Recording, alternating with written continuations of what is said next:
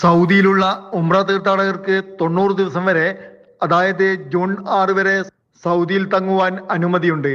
എങ്കിലും ഇന്ത്യക്കാരായ പല തീർത്ഥാടകരും രാജ്യത്ത് നടക്കുന്ന തെരഞ്ഞെടുപ്പിന്റെ പ്രാധാന്യം കണക്കിലെടുത്ത് നേരത്തെ തന്നെ നാട്ടിലേക്ക് മടങ്ങുന്നവരാണ്. കേരളത്തിൽ ഏപ്രിൽ 26 വെള്ളിയാഴ്ച തെരഞ്ഞെടുപ്പ് നടക്കുന്നതിന് മുമ്പ് നാട്ടിലേക്ക് മടങ്ങുവാനുള്ള അവസാനവട്ട ഒരുക്കത്തിലാണ് മലയാളി ഉംറ തീർത്ഥാടകരിൽ പലരും. ഇൻഷാ അല്ലാഹ് 25-ാം തീയതി മടങ്ങിപ്പോകാൻ ആഗ്രഹിക്കുകയാണ്.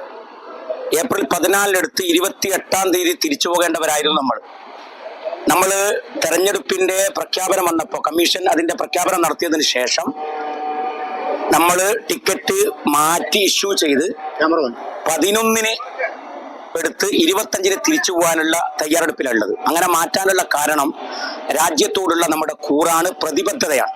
നമ്മുടെ ഇബാദത്തിനെ പോലെ, ഉംറ കർമ്മത്തെ പോലെ രാജ്യത്ത് നടക്കുന്ന തെരഞ്ഞെടുപ്പും ഏറ്റവും വലിയ ഒരു ആരാധനയുടെ ഭാഗമാണ് എന്ന് വിശ്വസിക്കുന്നവരാണ് നമ്മൾ.